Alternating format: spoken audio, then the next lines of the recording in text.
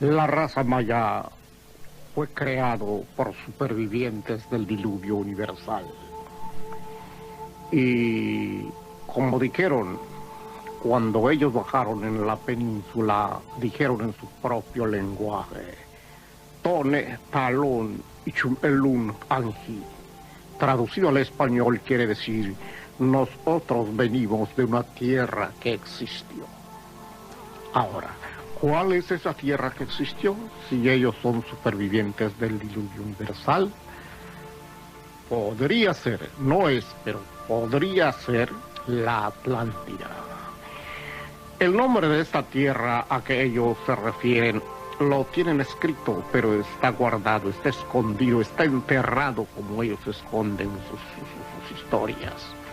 Algún día se va a encontrar y entonces se procederá a interpretar, a leer esto que está escrito para que sepamos a qué tierra se refieren ellos cuando dicen que existió. La realidad que nos envuelve puede ser un espejismo, un escenario fantástico e inexistente que nuestros sentidos solo llegan a imaginar. Lo que creemos conocer es tan solo la fugaz huella de un saber oculto tras un insondable velo que la razón se esfuerza por rasgar. Pero todos los arcanos, todos los oráculos, todos los secretos que la humanidad ha buscado sin tregua en los confines del universo podrían estar mucho más cerca, en lo más recóndito de su alma. Y es que el conocimiento es una luz, un resplandor que habita al final de una escalera, la escalera del misterio, una energía vital que iluminará el entendimiento de los que alcancen el último peldaño.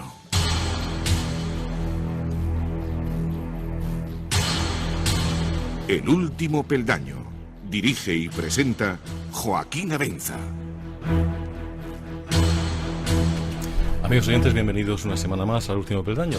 10 minutos pasan de las 11 y hoy tenemos un programa con 3 temas que yo creo igual más interesante. Vamos a comenzar conectando con Malibú, con California, porque vamos a hablar con Raúl Julia Levy, que es el productor de ese documental que va a aportar las pruebas definitivas sobre la visita extraterrestre a los mayas. Ya saben que la semana pasada dimos la noticia, ha aparecido en muchos medios de comunicación, y pues esta noche tenemos al protagonista, al responsable de este proyecto, y vamos a hablar con él enseguida. Ese es el primer tema. El segundo tema que tenemos es pues unas jornadas que se van a celebrar a final de este mes y que de alguna manera quieren congregar a un montón de investigadores en torno a un fenómeno bastante clásico, la luz del Pardal, en Albacete. Pues José Luis Tajada estará con nosotros esta noche y nos dará todos los detalles sobre esas jornadas y también sobre los últimos avistamientos de esa misteriosa luz. Y en la segunda parte del programa, la segunda hora, la vamos a dedicar a un tema que es para muchos espinoso, pero para mí es apasionante, el mundo de la Iglesia de la Cienciología. Y para ello tenemos a Gabriel Carrión, que es pues recuperar a un viejo amigo aquí en el programa, lo vamos a tener en el estudio, y con él vamos a hablar largo y tendido sobre esa historia y sobre un libro que está a punto de salir, Scientology, la batalla más larga, un libro de Gabriel Carrión, y que habla precisamente de eso, de la Iglesia de la Cienciología. Estos son los 3 temas, luego de Ángel Nicolás, que se encuentra ante el control, y ante el micrófono Joaquín Abenza. El último peldaño. No, los mayas no son extraterrestres. Ya vimos dónde está su origen de ellos. Pero su lenguaje sí podemos considerarlo como algo extraterrestre, pero que tampoco viene de humanos.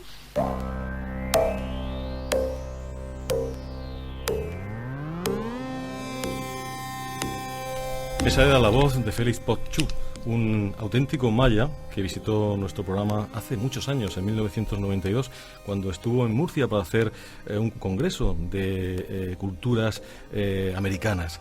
Una personalidad realmente increíble, alguien que nos llenó de serenidad y de paz aquí en el estudio, y nos dio a entender que el pueblo maya es un pueblo muy especial, quizá porque en la antigüedad pudo estar en contacto con una civilización muy avanzada, que le dio muchos conocimientos, que le dio muchos elementos que le fueron luego útiles a lo largo de su historia. Y ahora, seguramente, ha llegado el momento de sacar a la luz una información que para algunos sería por el bien de la humanidad. Y es que se está preparando un documental que se va a llamar Revelaciones de los Mayas 2012 y más allá, el cual intenta de alguna manera dejar claro algo que hasta ahora es simplemente una sospecha.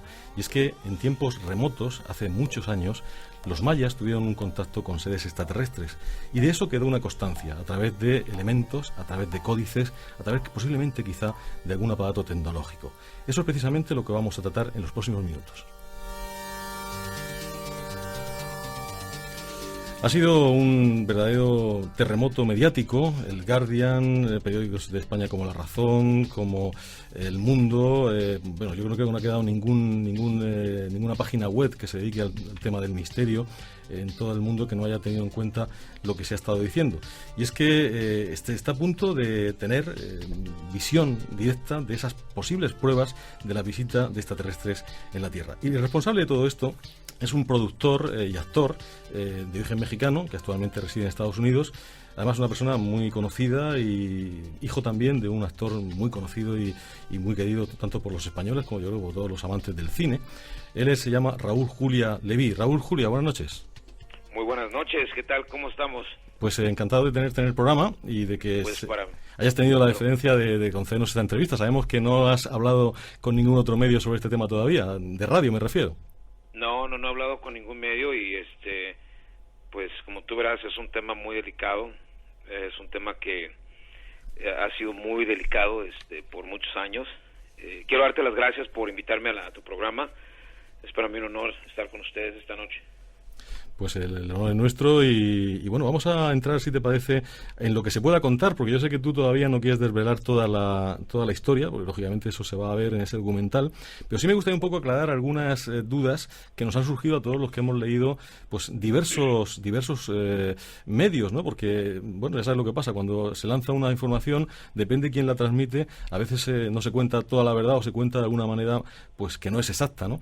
Se ha dicho, tanto en Reuters como en La Razón y otros medios, que las autoridades tanto de México como de Guatemala estarían de acuerdo con este documental y que te iban a facilitar a vosotros, a los que vais a llevar adelante este proyecto, pues todo lo necesario para poder llevar a cabo ese documental con la posibilidad de entrar incluso en lugares donde hasta ahora no han entrado investigadores más que aquellos que han sido autorizados. ¿Esto es cierto? Pues mira, sí, ha sido un trabajo, una labor de muchos años. Esto obviamente no inició ayer ni hace un par de meses. Yo vengo trabajando en este proyecto desde más o menos hace 10 años y por lo mismo, por la cuestión, por la censura del tema, por lo que le quieras llamar, pues ha sido una tarea muy difícil, sobre todo porque cuando se hablan de estas cosas existen muchas oposiciones alrededor del mundo, ¿no? Entonces hay gente que no le gusta hablar de esto porque simplemente no quieren que salgan estas cosas a la luz. Entonces creo yo que fue una labor muy difícil, pero finalmente logramos convencer a varios países, tanto como a México y a Guatemala, de que nos dieran acceso a ciertas información que es exclusiva, de carácter exclusivo. ¿Por qué? Porque se han generado muchas expectativas alrededor del mundo, sobre todo el famoso 2012, el fin del mundo. Eso es totalmente una mentira. Eso es totalmente falso. Pero sí hay documentación, hay evidencias de que se viene una era muy difícil para nosotros. Una era una era, le llaman la era de la muerte. Entonces tenemos que hacer un trabajo en conjunto en todo el mundo. Tenemos que tomar responsabilidad, tenemos que abrir los ojos, tenemos que educarnos, porque estamos destruyendo todo lo que tenemos a nuestro alrededor. Entonces creo yo que hemos llegado a un punto donde el tiempo es precisamente se presta para esto, ¿no? O sea, en diciembre 21 del 2012, todos sabemos que es el fin del calendario maya, y para los que no saben, bueno, pues se los estamos explicando hoy, ¿no? Entonces creo yo que es una fecha muy importante, y creemos que este material tiene que salir precisamente el próximo año, ¿no? Uh-huh. Se habla en esas, lo que se ha comentado hasta ahora, incluso una entrevista que han publicado, una exclusiva que te han hecho en algún medio de comunicación escrito, se habla de posibles códices que han permanecido durante muchos años ocultos en bóvedas y criptas secretas. Se habla incluso de un lugar como Calakmul, donde tampoco muy conocido en el mundo, a pesar de que es muy importante, pero no muy conocido entre los turistas y demás, y que tiene una importancia como podría tener la Tikal o otros lugares de la cultura maya, de que posiblemente haya enterrado algo que es lo que podría cambiar esa concepción que tenemos del mundo. ¿Tú nos confirmas esto? ¿Realmente lo que vamos a ver no nos puede dejar ninguna duda? Porque otras veces sabes que se han hablado de estas cosas y luego siempre pues queda la posibilidad de que bueno pues un investigador diga una cosa, otro dice otra. Lo que vamos a ver es tan definitivo, Raúl, que cuando lo veamos ya no tendrá nadie ninguna duda sobre el tema. Mira, la información que se le va a presentar al mundo, yo, bueno, primero, antes que nada, yo quiero aclarar esto. Yo soy actor y soy productor de cine. Yo no soy científico ni soy arqueólogo, pero contamos con la participación tanto ahora sí que del grupo más importante, el grupo más importante de todos, que es el alto mando del Consejo Maya, que son los que tienen toda esta información. El gobierno también tiene una parte de la información. Es un trabajo en conjunto, vaya. Entonces, hemos logrado reunir a personas como el profesor Stephen Hawking, arqueólogos, científicos, y coincidentemente todos los que hemos reunido están de acuerdo de que esta información salga. Se les ha puesto la información, se les ha presentado la información y estamos totalmente seguros y conscientes de que no va a quedar lugar a duda. Es irrefutable. Ajá. Se habla también de que vais a llegar a lugares incluso de la selva en los que antes nunca se había filmado, donde pueden haber incluso hasta pistas. Creo que habla incluso uno de los representantes políticos, habla de pistas que tienen más de 3.000 años de antigüedad y podrían ser perfectamente pues enclaves de aterrizajes de naves espaciales. ¿Esto lo puedes confirmar o todavía no podemos hablar de esto? Mira, yo puedo, primero antes que nada yo quiero aclarar eso. Esas declaraciones fueron hechas por mí. Ajá. A mí se me informó sobre esta información exclusiva, de manera exclusiva, pero también se me dio el permiso de hablar un poco de esto, más no dar detalles. Pero sí, se encontraron en las selvas, hay lugares muy remotos donde nadie ha entrado. Se encontraron evidencias, se encontraron, ahora sí que como le dicen en inglés, landing pads, o pistas de aterrizajes de hace 3.000 años. Esas declaraciones no fueron hechas por el secretario de Turismo, fueron hechas por mí. Pero por algún error de sonido, se las hicieron a él, ¿no? Pero en realidad son mías. Eso fue parte del briefing que a mí me dieron cuando se me habló de este tipo de información. Entonces, efectivamente, sí es cierto, todo eso, esa información que se ha documentado perfectamente bien y va a salir en el documental, para que todos puedan ver esas evidencias, ¿no? Me gustaría conocer tu opinión sobre algo que ya es muy antiguo, muy conocido, que es la famosa tumba de Palenque, que bueno, fue descubierta hace muchos años y que Esi von Däniken yo creo que la hizo un icono de los que siempre hemos creído que los extraterrestres han estado aquí en la antigüedad. Es una cosa que para mí no cabe la menor duda. Quizá yo cuestiono mucho el fenómeno ovni actual, cuestiono a lo mejor muchos avistamientos de ahora, de los que pues, bueno, a veces nos cuentan y pueden ser o no pueden ser, porque hoy en día pues estamos contaminados todos con el cine y con la ciencia ficción y demás. Pero claro, cuando te encuentras un elemento como como la lápida de Palenque, que yo creo que todo el mundo la conoce, donde se ve una persona que está manejando unos instrumentos, que además lleva un tubo que le entra en la nariz y que casi es una especie de versión en piedra de las cápsulas Géminis norteamericanas. Yo creo que eso poca duda queda, ¿no? Me gustaría conocer tu opinión y si lo que vamos a ver en el documental tiene algo que ver con esto. Mira, qué bueno que mencionas sobre el tema. El arqueólogo que descubrió la tumba de Pacal en Chiapas fue Alberto Ruz. Era mexicano-francés. Él descubrió la tumba. Entonces el arqueólogo que se encargó de descifrar los códigos de la lápida, obviamente pues era parte del sistema, ¿no? Y de manera irresponsable, lo digo abiertamente, porque me lo han dicho a mí los científicos, me lo han dicho los arqueólogos totalmente independientes, que no tienen nada que ver con el sistema, y me lo han dicho también los miembros del Concilio Maya, que son los últimos que tienen la palabra en esto, ¿no? Que fueron traducidos de manera irresponsable y solamente le dejaron saber a la gente lo que ellos querían que la gente supiera. Entonces, en realidad, ya terminaron de traducir los códigos, creo que hace un año terminaron de traducir los códigos de Palenque, de Pacal, y están completos, y esos van a salir a la luz también. Uh-huh. Eso es irrefutable. Uh-huh. Aparte de que hay otras cosas en Chiapas, hay otros descubrimientos que nunca dejaron saber, que fueron parte del descubrimiento de la tumba de Pacal, obviamente.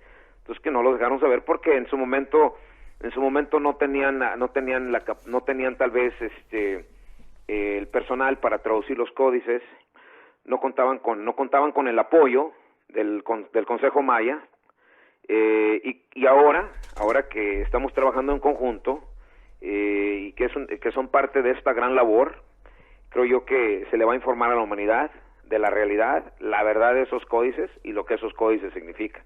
Uh-huh. Entonces, obviamente Pacal estuvo en contacto con ellos, él era un mensajero de ellos, él transmitía sus mensajes a la parte que le correspondía del mundo maya, donde él era el reino, él tenía su reinado en el área de Chiapas. Uh-huh. Entonces eso es parte también del documental, o sea, las nuevas evidencias, los códigos traducidos como deben de ser, sin censura, como lo hicieron irresponsablemente anteriormente, ¿no? Uh-huh.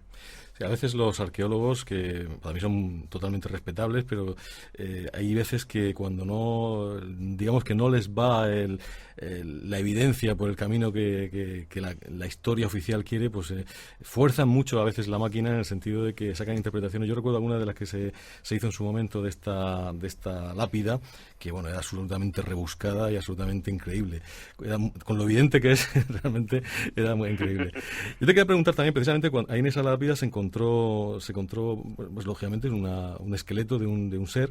Dentro del documental, ¿vais a tocar también la posibilidad de que aún queden restos o quede algún resto no humano en la Tierra, una tumba que pudiera ser un ser de otro mundo? Mira, hay algo de eso también. Uh-huh. Hay algo de eso, pero el cual no estoy permitido hablar. Pero sí hay algo de eso. Ahora sí que lo pongo en boca tuya. Tú lo acabas de mencionar. Bueno, tú lo acabas de mencionar. Sería una clarividencia. Y qué mejor que tú que lo acabas de mencionar, uh-huh, porque así me ahorraste a mí el no meterme en problemas yo ahora. Pero tú lo acabas de mencionar. Tú no lo has dicho. Tú no lo has dicho. Yo no lo he dicho. Tú lo dijiste, pero te lo voy a corroborar. Te voy a decir que sí. Ajá. Hay mucho de eso. Eso va a salir. Eso va a ser parte de este documental también. Hay algo muy impresionante que creemos que a la gente le va a abrir los ojos. Lo que estamos buscando con este documental es abrirle los ojos a la humanidad. Uh-huh. Abrirle los ojos a la humanidad. Ya los tiempos han cambiado. Estamos a punto de terminar un ciclo de 5,000 y pico de años, de acuerdo al calendario maya. Inicia otro, pero el ciclo que inicia es un ciclo destructivo para la humanidad. Es un ciclo destructivo donde corremos el riesgo, la humanidad está en riesgo de extinguir, de una extinción casi total. Estamos hablando de tres cuartas partes de la humanidad. Mm. Se habla en los nuevos códices que los mayas ven un mundo de gente correr por todos lados, cayéndose muertos al paso que van. Y dicen que se van a contagiar con el aire de la muerte. ¿Qué quiere decir esto, el aire de la muerte? Pues obviamente estamos hablando de una guerra nuclear. O sea, ¿qué otra puede ser? Que van a respirar el aire de la muerte y van a caer muertos. Entonces, obviamente estamos entrando en una era en la que no se le quiere, seguimos con el afán de no informar a la gente, seguimos con el afán de querer controlar, pero yo no sé qué es lo que quieren controlar. Si el mundo está pidiendo esto a gritos ya, sobre todo los jóvenes son la mayoría, son los que están pidiendo esto. Y por tal, ellos van a ser responsables de llevar este planeta por el rumbo correcto. Claro, nosotros somos parte de los jóvenes también. Entonces, obviamente somos parte de ese gran cambio. Tenemos que luchar con ellos, porque sí estamos en un riesgo total. Esa es la verdad.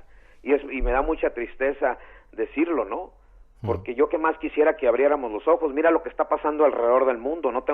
Eso no se tiene que explicar mucho. Mira lo que pasó en Egipto, mira lo que pasó en Trípoli, mira lo que pasó en Grecia, mira lo que está pasando en Estados Unidos, mira lo que está pasando alrededor del mundo. Creo que hoy hay una marcha global de los indignados. De los indignados. Entonces, mira lo que está pasando. Y esto no es ni la sombra. Lo que hemos visto no es ni la sombra de lo que vamos a ver en el próximo ciclo. Hablan, hay fechas sobre el 2013. Fechas que van a traer mucha tristeza y muerte a la Tierra. Entonces, yo no sé exactamente lo que hay ahí, pero eso es lo que se me ha dicho, de que se hablan de algunas fechas muy tristes en el 2013. Todo esto, de alguna manera, va a estar dentro del documental también, como esas traducciones de las profecías que bueno, ha habido muchas interpretaciones, pero quizá nunca la definitiva del Concilio Maya, en este caso, que es el que tiene autoridad, en todo caso, pues para interpretar los textos mayas, supongo. Nadie tiene autoridad sobre la autoridad máxima en esta materia, que es el alto mando del Consejo Maya, del Concilio Maya. Nadie tiene más autoridad. No hay un arqueólogo en este mundo que tenga más autoridad que ellos. Ellos conocen sus códices, ellos conocen su lenguaje, ellos conocen perfecto, y sobre todo que este lenguaje es muy complejo. Es casi un lenguaje extraterrestre, o sea, no, es un lenguaje que no tiene nada que ver con nada humano. Lo decía el anciano maya que tuvimos aquí en el programa, que era un lenguaje de origen extraterrestre, y la escritura también. Mira, es que es un lenguaje de origen extraterrestre, esa es la verdad. Ese fue el mensaje que se me dio a mí del alto mando del Concilio Maya en México, que no es un lenguaje humano, que es un lenguaje muy complicado. Pero ese lenguaje está basado en números. O sea, lo más raro de todo esto, lo más increíble de todo esto, es de que el lenguaje maya es un lenguaje basado en números y en astrología. La matemática, que es el lenguaje universo, el lenguaje del universo. ¿Sí? La matemática. ¿Cómo puedes explicar eso, que hay una lengua que esté basada solamente en números y astrología? O sea, ¿de qué manera se puede explicar eso? Mira qué complejo es. Desde luego. Pues, ¿cuándo podremos ver ya este documental? ¿Cuándo lo vais a estrenar? Mira, estamos planeando sacar el documental al aire el próximo año. Creo yo que por ahí por septiembre, octubre, esas fechas. Obviamente, pues no tenemos la fecha correcta porque tenemos que ver cuál es el spot que nos asigna, ¿no? Que nos asignan en el cine. Entonces. Pero sí va a ser en el 2012. Pues ya no sabes cómo estamos deseando de ver todo eso. Y me decías ayer fuera de micrófono que la semana que viene es posible que haya otra declaración vuestra o algo que puede también ser muy interesante y que lo vais a hacer público, ¿no?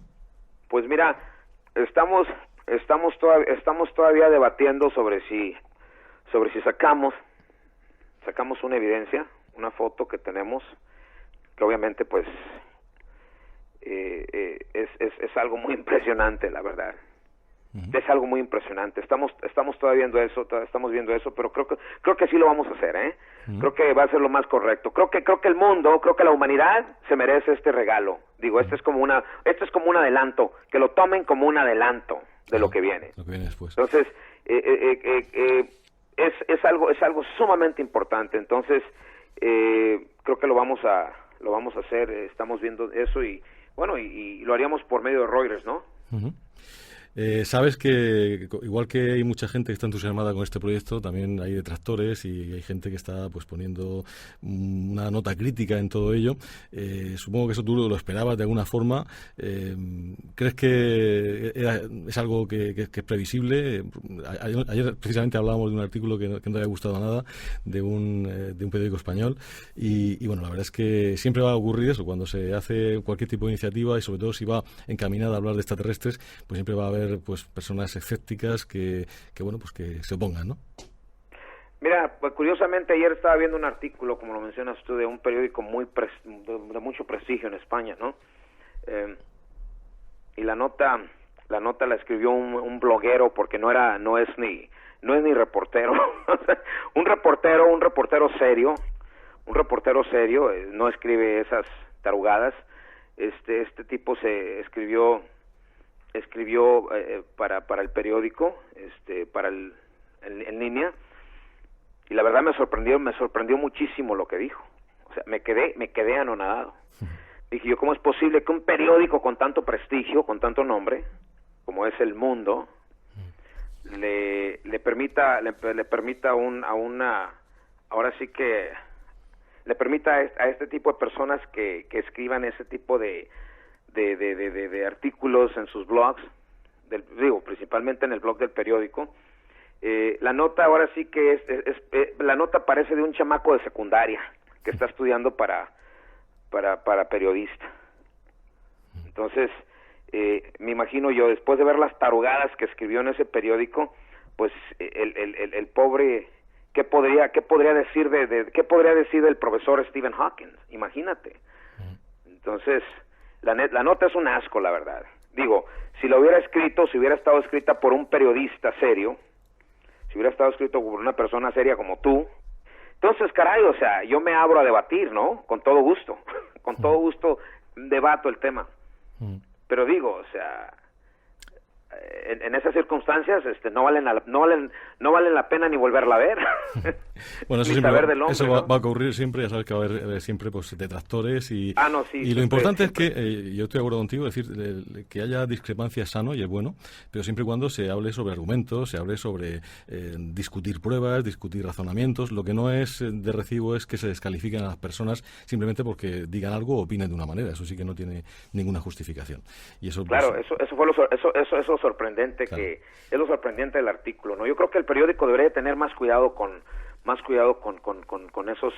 esas personas que tienen ahí escribiendo, que no son reporteros, que no son periodistas. En mi opinión, ese hombre no tiene nada de periodista. Pues Raúl, la verdad es que estamos deseando de ver ese documental. También estamos deseando a ver si adelantáis esa fotografía para tener un poco un aperitivo, ¿no?, de lo que va a ser luego el documental. Y nada, pues quiero darte las gracias por haber tenido la gentileza de estar con nosotros esta noche, de contarnos todas estas historias que nos has contado, que yo creo que nos dejan muy claro todo lo que se está haciendo en estos momentos y cuál es el estado de la cuestión. Y nada, simplemente pues agradecértelo y bueno, decirte también que somos ahí en España, o éramos todos muy seguidores de tu padre y por supuesto también de ti como actor, y que la verdad es que es un honor tenerte aquí en el programa. Bueno, el gusto es mío, fue un honor de verdad participar contigo en el programa y con todo gusto estoy a la orden. Ya sabes que cuentas conmigo. Pues en cuanto haya más noticias y se puedan dar más noticias, encantados de que las podamos dar en el programa. Con todo gusto. Raúl, un abrazo muy fuerte. Venga, un abrazo. Hasta luego. Hasta luego. Un saludo a todos los españoles. Gracias. Hasta luego. Hasta luego.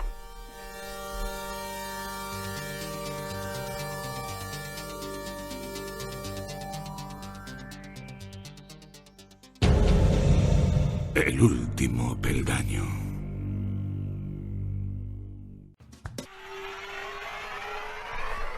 Tras la Segunda Guerra Mundial, radioaficionados de todo el mundo comienzan a detectar extrañas emisiones en onda corta, formadas por señales, códigos y números procedentes de estaciones de origen desconocido.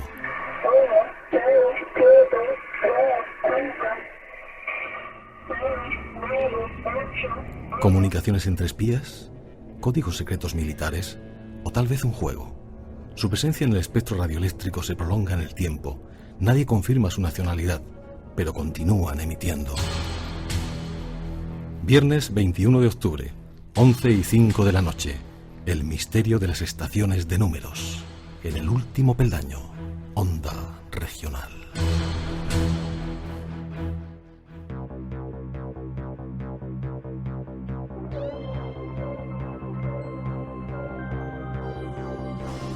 Desde hace más de un siglo, una misteriosa esfera de luz sorprende a los viajeros que circulan por las carreteras próximas a la población de San Pedro, en Albacete. Una bola de fuego de pequeño tamaño, también llamado candil del diablo, pues lleva sembrando el pánico desde hace generaciones a quienes se han cruzado con ella, provocando en varios casos intervenciones incluso de agentes de la autoridad. Este fenómeno suele aparecer fundamentalmente en esta época, en los meses de octubre y noviembre, y ha pasado de alguna manera a formar parte de ese catálogo nacional de las denominadas luces populares o luces de difuntos. Estamos hablando de la luz del Pardal. Bueno, ya llega la época en la que de alguna manera todos recordamos ese fenómeno, y bueno, yo creo que lo hace muy bien nuestro invitado, porque ya llevan con 8 años en el que van pues haciendo yo creo que un evento interesantísimo, que es reunir a una serie de investigadores para hablar de este tema, y además en el entorno, lógicamente, donde pasa este misterio. José Luis Tajada, buenas noches. Hola, muy buenas noches. Gracias por estar con nosotros aquí en El Último Peldaño. Un privilegio para mí. Pues la luz del Pardal, algo que cada vez que llega esta época del año, yo creo que todos los investigadores nos acordamos de ella, y de alguna manera pues sigue sin explicarse, un misterio de esos que pasan los años, pasan las décadas, y ahí está. Ahora vais a hacer las 8ª jornadas, ¿no es así? Sí, de manera discontinua, porque digamos que las primeras tuvieron lugar, si mal no me acuerdo, en el Día de Todos los Santos del año 96. Sí. Que fue más o menos la época en la que apareció en la prensa especializada pues este inquietante fenómeno, que ya forma parte, como bien has comentado, de la tradición y del folclore, que se denomina la luz del Pardal. Entonces, bueno, pues desde aquella primera época ya han pasado 15 años y ha habido 8 jornadas, en las cuales, bueno, pues entre todo lo que se intenta es que las personas que sienten curiosidad por este fenómeno pues tengan un punto de encuentro donde, bueno, pues poder aprender más sobre las tradiciones, el folclore, los testimonios que existen, y también creo que pues es casi lo más importante, ¿no? Diferentes investigadores pues se dan cita para compartir con todas las personas, y entre ellos conocimientos sobre el tema. Interesantísimo. Mira, estaba aquí en el estudio, que va a intervenir en la segunda parte, pero yo ya veía que intervenga Gabriel Carrión. Gabriel, buenas noches. Hola, buenas noches. Que ha dicho sí, cuando ha dicho lo de las jornadas. Hombre, a mí me pilló trabajando en televisión española, en aquella época en un programa con Chicho Ibáñez Serrador, y recuerdo la historia. Y luego me ha venido a la mente, cuando hablabas del tema, muchas conversaciones con Salvador Freixedo, es jesuita, cuando hablábamos de este tipo de fenómenos a finales de los 80, principios de los 90, que sobre todo en este caso concreto, no de la luz del Pardal, sino en estas esferas, siempre hablábamos de la Edad Media, y de que en muchas ocasiones nos traían leyendas de incubos y de súcubos. Se creía en un momento determinado que eran manifestaciones de lo espiritual, y hay recogidas historias de lo espiritual, pero sobre todo relacionadas con seres que venían teóricamente del infierno, ¿no? Una cuestión muy medieval. Sí, además es que la época y la fecha, ¿no, José Luis? Es precisamente esa noche casi terrorífica. Me ha venido a la mente toda esta... en que casi no... Porque hay quien asocia esta luz del Pardal al fenómeno ovni. Sin embargo, yo es que la veo más en el otro campo, ¿no? Es que, lo que decía Gabriel tiene mucha razón. En este caso en concreto nos podemos remontar incluso varias decenas de siglos anteriores. Sí. No olvidemos que en esta misma zona, a escasos 300 metros de donde se le presupone aparece la luz del Pardal, existen vestigios arqueológicos que pertenecen a la época íbera.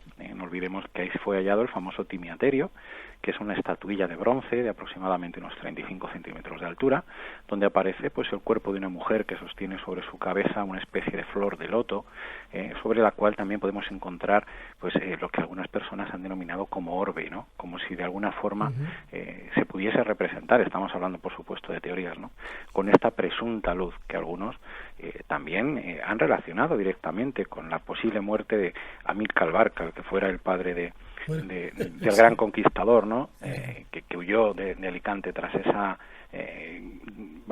esquilmar la ciudad de Acraleuca, el actual Alicante. Yo he vivido en Elche muchísimos años y me viene a la mente toda la historia. Te viene toda la historia cuando Aníbal... Con la Elche, con los íberos... Eso es. Pues la leyenda cuenta que precisamente en el río Córcoles, que es el que pasa por toda la Vega del Pardal, según los diferentes textos históricos que hay, pudo ser donde falleció este gran conquistador, ¿no?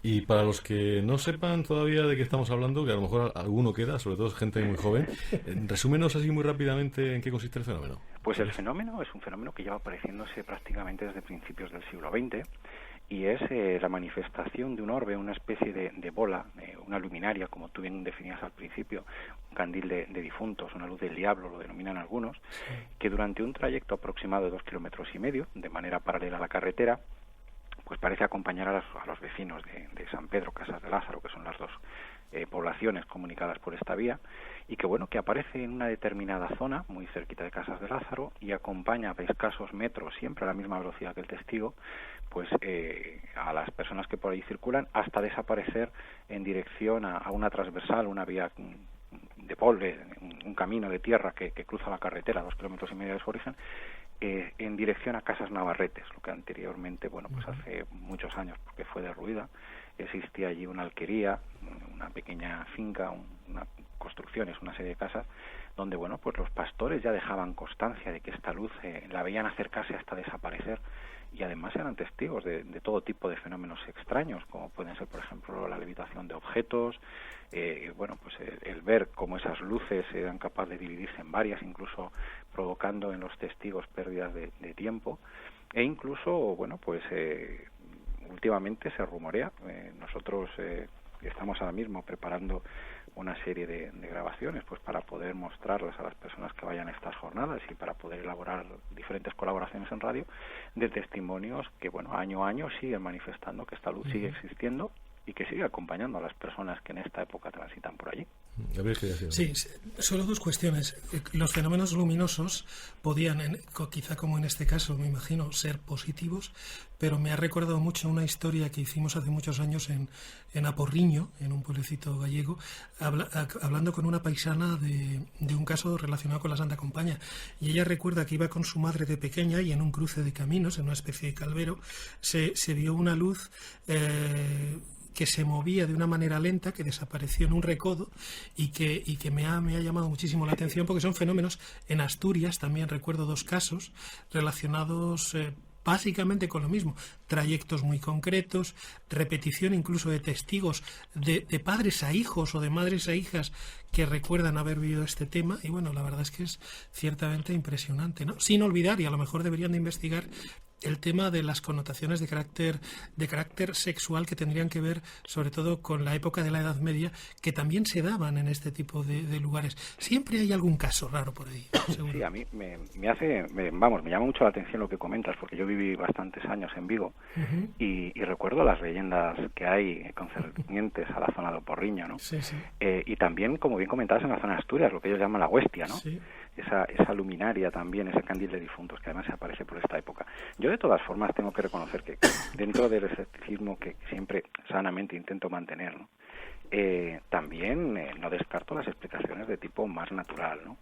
Por ejemplo, en esta zona, por la proximidad que tiene Albacete, que es la ciudad pues donde todavía me mantengo muy unido a ella, pues hemos podido hacer diferentes tipos de investigaciones desde el punto de vista más técnico, más científico, y pues hemos encontrado una serie de anomalías y una serie de similitudes entre todos los avistamientos que bien podrían dar paso a una interpretación de esta luz como un fenómeno físico que podría entrar dentro de lo que se denominan rayos bola o rayos globulares, ¿no? Nos encontramos en una zona que tiene una humedad muy baja, es una zona donde ahora precisamente en esta época es donde esa humedad pasa a ser todo lo contrario, porque son las primeras precipitaciones, salvo en extraños años como este, ¿no? Que parece que nos han robado las nubes, pero además es una zona donde eléctricamente se manifiestan todo tipo de anomalías, hasta tal punto que ya los propios pilotos que están en la base de los llanos y que allí pues cumplen con su labor, ellos muchas veces nos han comentado que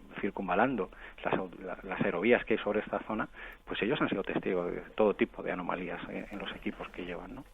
Pero hay una cosa que también está clara. Yo, que en mi otra vida fui muy escéptico, He de confesar que repasando y recordando casos que me están viniendo a la mente, recuerdo casos de bolas de luz que en un momento determinado incluso han llegado a atravesar fuselajes de aviones, y hay pilotos que cuentan que en un momento determinado... Es decir, que los fenómenos luminosos son realmente muy peculiares, y yo creo que también en este caso habría que contextualizarlos mucho. Yo pienso que cuando se producen en un determinado momento estaríamos hablando de fenómenos relacionados con lo que podríamos llamar el folclore popular local, y que eso no quita para que existan otro tipo de fenómenos que se manifiesten de la misma manera, ¿no? Creo que son fenómenos diferentes cuya interpretación no se superpone, ¿no? Pueden ser perfectamente fenómenos relacionados con una cosa, con el folclore, y fenómenos relacionados con avistamientos de otras cosas. Puede haber varios casos distintos, claro. y cada uno de ellos tiene una explicación, claro. Lógicamente. José Luis, para poder acercarnos a este evento de estas 8ª jornadas, ¿qué hay que hacer? Pues para todas las personas que quieran tener más información, yo les invitaría a que se diesen una vuelta por Facebook, porque va a ser lo más rápido, y buscasen, simplemente con poner en la parte de arriba en el buscador La Luz del Pardal, pues ahí podrán tener acceso a las diferentes cosas que estamos organizando. También este año hemos intentado, pues para evitar lo que sucedió en otros años, ¿no?, que acabamos bastante tarde, a las 3 o las 4 de la madrugada, y ya que ha habido personas que han bajado y han subido desde sitios tan dispares como Bilbao, Cádiz, Valencia, suele venir mucha gente de Madrid, pues que tengan que hacer carretera a esas horas de la noche. Pues bueno, también hemos localizado una serie de turismos rurales muy económicos, pues para que las personas que quieran hacer noche allí puedan hacerlo. Y luego, pues iremos dando debida cuenta de las diferentes ponencias que habremos, porque este año lo que intentamos es hacer unas jornadas que sean diferentes. Me explico. Lo que intentamos es que personas venidas de toda España y de investigadores conocidos por todos, otros investigadores que están empezando ahora, pues puedan tener su tiempo para exponer sus teorías o para poder contarnos sus investigaciones en periodos de tiempo muy cortitos, 10, 15, 20 minutos, y que después pues las personas que ahí asistan puedan preguntar, manifestar su curiosidad y hacernos también partícipes de sus inquietudes. Entonces intentamos que sea algo muy dinámico. Queremos que empiece pues el lunes, víspera de Todos los Santos, para que la gente, pues a las 4 de la tarde, tomarnos ese primer café para conocernos todos, después empezar con las ponencias, y más tarde pues hacer lo que hemos hecho todos los años, que es cenar tranquilamente, irnos a la zona de la Quéjola, si este año por fin conseguimos permiso para poder acceder a ella, pasar allí pues una velada agradable, intentando ver La Luz del Pardal, que a ver si algún año sale y nos da un susto, y luego pues más tarde pues ya retirarnos y pues continuar la tertulia ya cubierto en una de las mayores casas rurales que hay en la zona. Sería simplemente entrar en esa página de Facebook para poder apuntarse, recoger información y a partir de ese momento acercarse a la zona del Pardal para ver si efectivamente este año hay suerte. En las anteriores ocasiones no ha habido suerte ningún año, ¿verdad? Y nos dan un susto. Hombre, pues nosotros, mira, curiosamente estoy preparando ahora para Radio Nacional de España, pues como sabrás estoy colaborando con Miguel Blanco, testimonios en la zona, y estoy hablando desde la semana pasada, una persona que nosotros no conocíamos como testigo, pues tuvimos la fortuna de estar entrevistándola. Es una persona que se dedica al transporte de mercancía y nos pudo enseñar en la pantalla de su teléfono móvil lo que según él es la primera grabación de La Luz del Pardal, y es en un iPhone. Se veía perfectamente con la calidad que dan estos dispositivos, pues desde la cabina del camión, como una pequeña esfera luminosa situada a 10-15 metros de distancia por delante de él, iba intentando no salirse de la carretera, por decirlo de alguna forma, y acompañando durante una serie de kilómetros perfectamente reconocibles en el trayecto que decíamos antes de esta pequeña esfera luminosa. Entonces, el fenómeno está ahí, sigue ahí, ¿no? ¿Ese podría ser quizá el último caso registrado? Pues que a nosotros nos conste sí, aunque realmente este año, y puede ser también, como comentaba anteriormente, una relación directa con la climatología, en este año que ha sido especialmente seco en la zona, la verdad es que se está volviendo a hablar más de La Luz del Pardal. Digamos que los testigos que hasta nosotros han llegado, digamos que han sido bastante más grandes que los últimos 2-3 años, donde prácticamente los avistamientos han sido de 1 a 2 personas. Este año estamos hablando de que puede haber más de media docena de posibles testigos que han visto la luz, o que por lo menos ellos manifiestan haberla visto, y que pues han seguido este trayecto que desde hace más de un siglo llega acompañando a las personas que por allí circulan. ¿Nunca habéis tenido noticias de que las personas que han tenido esta visión, esta experiencia, posteriormente hayan vivido alguna otra experiencia común? Sí. Sí, además, dentro de lo que es la propia fenomenología, ya lo que son recopilando los testimonios desde los más antiguos. O sea, no olvidemos que, por ejemplo, nosotros hemos podido recopilar testimonios de las personas que lo vieron los años 30, años 40 del siglo pasado, como por ejemplo Cristino Cuerda Felipe, ¿no? Eliseo Rosa y su hermano Emilio, por ejemplo. Ellos nos comentaban que no solamente las personas de aquella época veían la luz, sino que además, hubo incluso personas que decían haber recibido un comunicado y que, todavía se han negado a decir qué es lo que realmente esa luz les dijo. También hay personas que se podrían relacionar directamente con la luz, sus propios fallecimientos. Nosotros, como comentaba, la semana pasada estuvimos por allí investigando, cerrando una serie de testimonios que teníamos y, por ejemplo, pues encontramos datos que no conocíamos, y es que en una de las curvas, lo que llaman la cuesta de la máquina, que es donde se supone que aparece esta lucecilla, hay una pequeña lápida con una inscripción de una persona que falleció allí en un accidente de tráfico. Estamos hablando de el año 1952, y que se podría relacionar con este tipo de apariciones, ¿no? La verdad es que son casi argumentos estremecedores que hacen pensar que no sé si es tan interesante ver o no ver la luz del Pardal, porque está claro que cuando ves un ovni, luego, salvo que te aduzcan, no hay otra cosa, ¿no? No, pero no olvidemos, Joaquín, por ejemplo, mira, muy cerquita de allí, y ahora estamos hablando no en ese trayecto que une Casas de Lázaro con San Pedro con Cañada Juncosa, con Casas de Lázaro, sino con Cañada Juncosa, lo que sería la prolongación yendo hacia Albacete, ¿no? Ahí sí nos encontramos testimonios de avistamientos ovni y de testigos que han tenido pérdidas de tiempo, incluso la caída del cielo de tremendas planchas en pleno mes de agosto de hielo, que han llegado a generar desperfectos en los vehículos. Entonces, por ejemplo, recuerdo ahora mismo de memoria el testimonio de Vicente Alfaro, que él comentaba como un extraño objeto de color rojizo le acompañó durante una serie de kilómetros, o por ejemplo como otras personas, como por ejemplo Ramón López, estuvo ayudando a varios vecinos a rastrear la zona. Estamos hablando de principios de la década de los 90, porque según ellos había caído un objeto volante no identificado de un gran tamaño que jamás se pudo localizar. Uh-huh. Pues la verdad es que sí que son cosas impresionantes. Testimonios, sucesos, todo en torno a una zona geográfica, una zona que está muy cerca de la región de Murcia, por cierto, que yo creo que de aquí también se acercará mucha gente ahí a esas jornadas, y que desde luego sigue siendo un misterio después de casi, o más de un siglo, mejor dicho, algo verdaderamente impresionante. Por cierto, José Luis, tenemos que hablar contigo en el futuro. He leído un trabajo tuyo sobre un proyecto de investigación en Belchite de psicofonías que me parece magistral. Y después de mis experiencias en Belchite, te aseguro que me hace mucha ilusión. Yo he estado en Belchite y tengo que reconocer que muy a mi pesar, porque yo digamos que soy más rata de laboratorio, pero muy a mi pesar tengo que reconocer que es uno de los 4 o 5 lugares de España que merecen la pena ser investigados. Ahora, también tengo que reconocer que viendo lo que estoy viendo últimamente en televisión me dan ganas de llorar. O sea, los que nos hemos dedicado a investigar esto y no pretendo ponerme a tu altura, porque ojalá pudiese tener yo el bagaje y la experiencia que tú tienes en este campo, pero estarás conmigo que un misterio como el de Belchite merece la pena ser investigado más en profundidad. Por eso me gustó mucho el proyecto que leí tuyo, me parece muy serio, muy riguroso, y tenemos que hablar porque me gustaría, aparte de hacer un programa contigo, pues colaborar todo lo que pueda, en ayudarte todo lo que esté en mi mano en ese proyecto, que me parece una muy buena iniciativa. Pues lo estamos comentando en Facebook, como invitación para todas esas personas que quieran acudir para estar con nosotros el día 31 de octubre, ahí en San Pedro, en Albacete. Yo les avisaría y les aconsejaría que se trajesen la grabadora, porque va a haber varios equipos que van a venir y que precisamente pues vamos a hacer algún tipo de experiencia para poner a punto esta macro investigación que estamos pensando pues poder ejecutar en Belchite, diferentes equipos con diferentes métodos para trillar aquello y ver si realmente pues allí las psicofonías que se obtienen pues son tan espectaculares como las que hay, o incluso si las podemos conseguir mejores, pues mejor para todos, ¿no?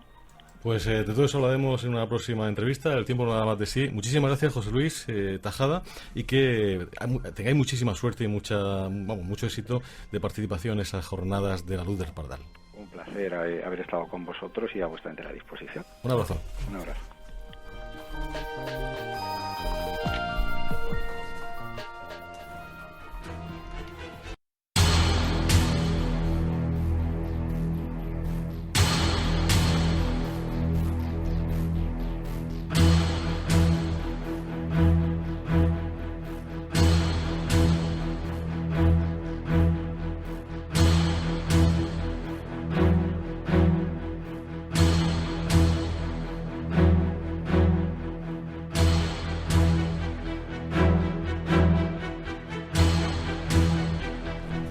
Amigos oyentes, bienvenidos a esta segunda parte del Último Peldaño. Antes de comenzar a hablar de cienciología, pues simplemente acusar recibo pues de unos cuantos tanto notas como correos y mensajes de Facebook que estamos recibiendo.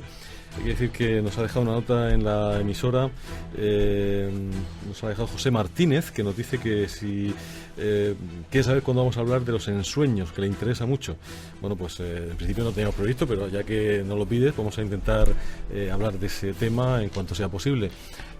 Quisiera también saludar por supuesto a los amigos que están conectados con nosotros: Raúl Puerta, Lucía Orriols, Francisco Barrera, que por cierto dice Francisco Barrera, Gabriel Carreón, aún recuerdo su paso por mi cuarto en donde grabaron unos contenidos sobre el caso de la Diputación. Cierto, la Diputación de Granada, además, sí, que fuimos a hacer dos historias. La del fantasma del Hospital de Granada, una mujer supuestamente embarazada que perdió al niño, que conseguimos entrar en el hospital, que fue para Misterios sin resolver, y lo de la Diputación de Granada, que también creo recordar que salió en Misterios sin resolver en aquella época. Éramos tan jóvenes. Qué tiempos aquellos.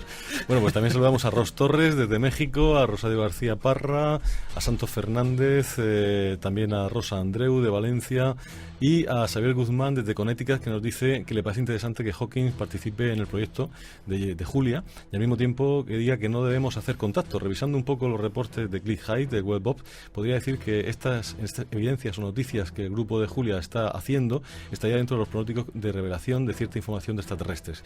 Sería bueno que el documental no solo se ponga en cine, sino viralmente en stream directo por internet, y no en octubre-septiembre de 2012, sino mucho antes. Saludos y felicitaciones por el programa de hoy, muy interesante. Muchas gracias, Xavier, y a todos los amigos. Y bueno, pues simplemente decirles que aquí estamos en Facebook para todos ustedes. Si quieren mandar cualquier información o cualquier cosa, pues simplemente entrando en www.facebook.com/Joaquín Avenza. Bueno, vamos a seguir ya con el programa y vamos a hablar enseguida de cienciología. En Onda Regional de Murcia, el último peldaño.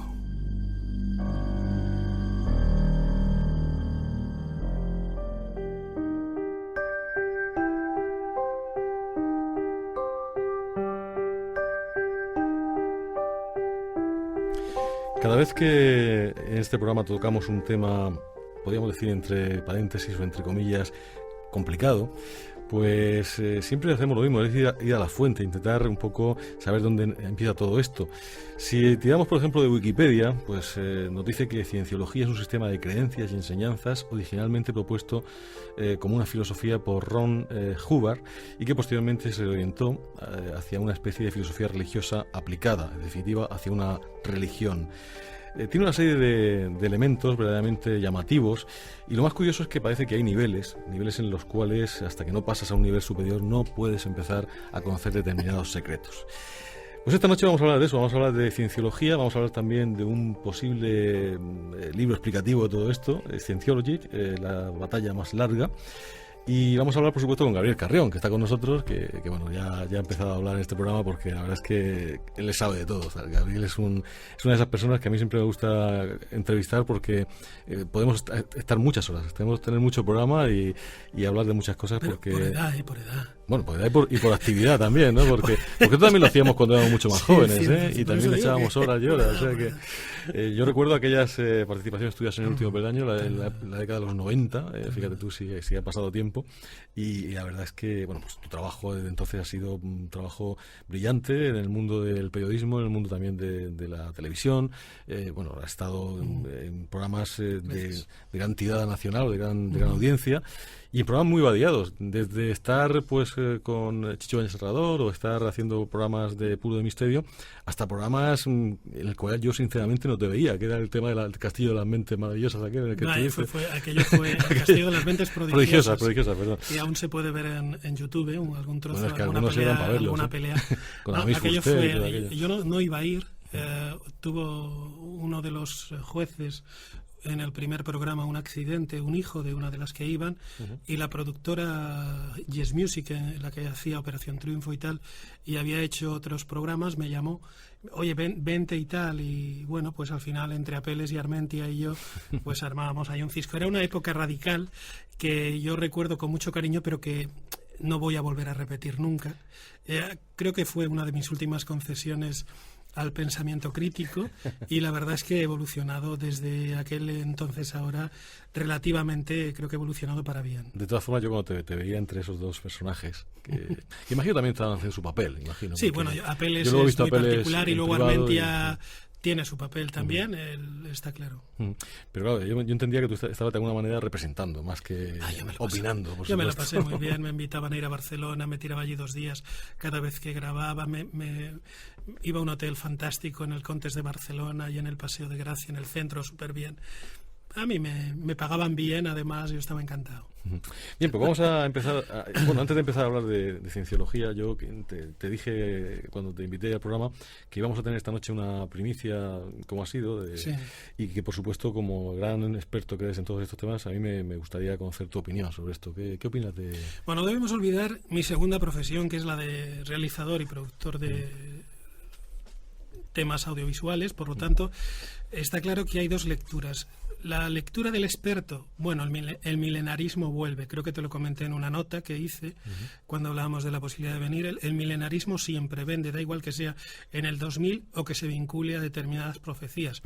En este caso, en el 2012, toca la de los mayas, pero me ha venido a la cabeza un libro de un personaje muy concreto, se llamaba Pierre Carpi, que detrás decían que había pues una logia masónica italiana que hablaba de unas supuestas profecías del Papa Juan XXIII y que situaban el inicio y el final de los tiempos para el 2023. Es decir, que hay un alargamiento del fenómeno del milenarismo que se va a dar también, por supuesto, en el tema de los mayas. Indudablemente el cine y la televisión ponen de moda cuestiones muy, muy concretas. Yo creo que habría que matizar mucho ese calendario y esa fecha final del calendario maya en función de las interpretaciones. No debemos olvidar que los mayas no dejan textos escritos, son al igual que otros pueblos de los celtas, etcétera, todo lo dejan escrito en la piedra, y la mayoría de los conocimientos son transmisiones orales, con lo cual las transmisiones orales al final, para que supuestamente el conocimiento no salga al pueblo, pues se iban encriptando, se iba generando un lenguaje esotérico, y si ese lenguaje esotérico no era bien transmitido, al final pues es muy difícil llegar al verdadero conocimiento de las cosas.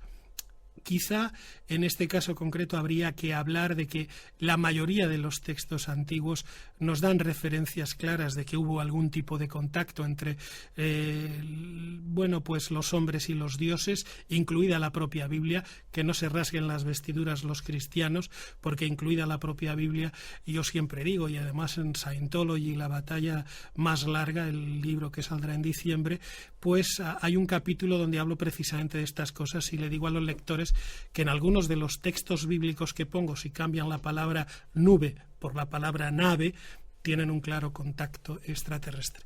No sería de extrañar, en este caso, que los antiguos mayas, como pueblos de aquella época, lo hubieran tenido. Yo recuerdo aquel libro del maestro Freixedo, Israel, Pueblo Contacto, magistral, cierto, donde él precisamente, además, una formación teológica fantástica como la que él era jesuita, expulsado de los jesuitas por un libro que él definía siempre como un piadosísimo libro que se llamaba El cristianismo, un mito más, donde demostraba claramente los antecedentes del cristianismo, pero desde un punto de vista total y absolutamente teológico. Él cuenta lo que aprende en la universidad, no cuenta nada extraño ni nada esotérico, sino cuenta algo que hasta ese momento nadie se había atrevido a poner en un libro. Yo cuando inicio la investigación de este libro, que sale en diciembre, no debemos olvidar que es una investigación de 3 años, no es una investigación de 2 días. Sí, incluso estar en contacto y sí, he estado con ella. Ahora, si quieres, hablamos. Sí. Pero en el caso de Freixedo, yo le pido incluso para este libro que me ceda el capítulo 7 de su libro Israel, un pueblo contacto, para ahondar en la tesis de las creencias de Scientology, que han sido muy criticadas, porque creían en los extraterrestres. Bueno, menuda memez. Es decir, todas las religiones, incluidas los judíos, los musulmanes y los católicos, tienen antecedentes de testimonios supuestamente extraterrestres en sus textos. Por lo tanto, lo que no hay es que rasgarse las vestiduras, sino leer realmente aquello en lo que supuestamente creemos. Perfecto, pues vamos a esperar a ver qué pasa la semana que viene, qué es lo que nos va a ofrecer Claro que sí. Raúl Julia, en el cual pues habla de una fotografía yo creo que va a ser fascinante, interesante, y ya por supuesto estamos deseando de ver ese documental. Y bueno, yo lo que le pido a todos es un poco cierto margen de confianza, ¿no? Vamos a ver qué pasa, y cuando veamos el documental, si vemos que realmente no es lo que se promete y no es lo que se dice, pues vamos a atacarlo en el buen sentido, es decir, constructivamente, pero no como han hecho algunos compañeros de la prensa que, bueno, lo han destrozado simplemente por decir que era un supuesto contacto extraterrestre sin una civilización antigua. Te voy a comentar una cosa. El miércoles pasado yo cuelgo por primera vez en mi página de Facebook que se va a publicar este libro.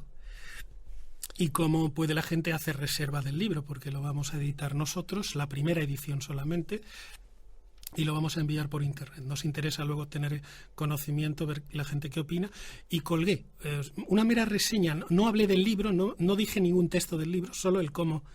Y una periodista vinculada al mundo del misterio me acusó de que era un libro que iba a favor de Scientology, y que era un libro sesgado, y que era un libro que manipulaba, y que lo iba a quitar de donde yo lo había puesto en un muro, porque consideraba que el libro podía ser perjudicial para la gente. Y yo le contesté diciendo que si no lo había leído, ¿cómo podía afirmar tamaña majadería, ¿no? Bueno, después de una discusión de 2 horas, borró mi conversación, me insultó, etcétera, etcétera, ¿no? Bueno, pero eso es la vida, es así, no nos vamos a... Es lo que tenemos. ¿Para qué? Es lo que hay, y está claro que por eso, sí. como en el último peldaño, hasta que no conocemos en profundidad las cosas, pues no las criticamos ni las atacamos, ni muchísimo menos. Vamos a empezar. El libro no lo ha leído nadie, porque no está publicado, por lo tanto vamos a hablar de cienciología. Bueno, en general. a mi izquierda está la correctora, tú lo has y hay una persona en Madrid que también lo está revisando. Hay perfecto, pero que no ha salido a la luz pública, y no hay tampoco ni siquiera ediciones. Pero yo he puesto desde siempre que era un libro que, conforme se ha ido investigando en él, yo defiendo una cosa muy concreta, y es que Scientology, la Iglesia de la Cienciología, no es una secta destructiva. Y en el libro se demuestra. Lo cual es una cosa polémica, porque parece que te pones yo realmente estos días documentando, que yo te confieso que no tengo ni idea de Iglesia de Cienciología. Sé lo que cualquier ciudadano lee de vez en cuando, y te puedo decir una cosa: lo que los ciudadanos percibimos de esta Iglesia, yo te aseguro que no sé si es verdad o mentira, porque solo es lo que percibimos, es negativo, en el sentido de que parece que siempre está asociada a procesos judiciales, a famosos muy ricos, John Travolta, gente de un nivel que... Bien, ¿vamos a ir rebatiendo por orden? Sí, por supuesto. Todo eso está contestado en el libro. Es decir, en el libro va desde absolutamente todas las respuestas. Una persona que entra en el libro puede encontrar perfectísimamente definidas absolutamente todas las respuestas. Hay un capítulo que yo creo que bastaría, que es el capítulo 5, donde yo digo taxativamente que eso no es una secta destructiva, y le pido a investigadores expertos como Pepe Rodríguez, que colabora en el libro, en ese capítulo, le digo, yo voy a escribir esto, no ocultando nada. Además pongo los emails para que la gente lo tenga muy clarito, que no se engaña a nadie, que nada. Le digo, Pepe, este tema, ¿qué es una secta destructiva para ti? Y me envía lo que es, y voy comparando. Me voy a un libro francés, de un investigador francés, metido en 3 asociaciones vinculadas a este tema, incluida Projuventud y demás, porque no debemos olvidar que este es un libro internacional, no es un libro que se ciña a España, sino a Scientology a nivel internacional. Y bueno, donde voy demostrando ese tema. Juicios. Scientology ha tenido, a lo largo de su historia, desde los 50, en que Ronald Hubbard la funda, que ha tenido, ponga por arriba, 100 juicios. Todos ellos vinculados a temas de dinero, pero cantidades que, si las miras, son ridículas, y sobre todo por gente que ha entrado, que ha pagado unos cursos, que no ha recibido lo que pensaba, y que al final se ha sentido estafada. 50. ¿Tú sabes la cantidad que, por ejemplo, por comparación, ha pagado en el último año la Iglesia Católica, por ejemplo, con casos de pederastia en el mundo? ¿Sabes la cantidad? Miles y miles de millones. Es decir, vamos a ser serios. Estamos hablando de 100 casos de una organización religiosa, 100, si es que lo son, que no.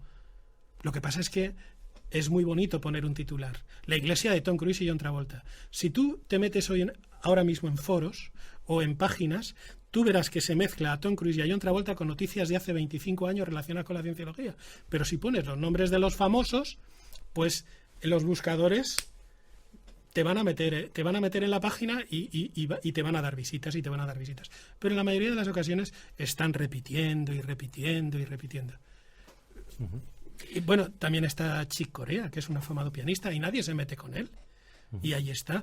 La chica que pone la voz a Bart Simpson en Estados Unidos. El año pasado, no, el anterior, le dieron un premio por sus donativos a la Iglesia de la Cienciología. Yo la tengo grabada en vídeo, la voy a poner para que nadie dude.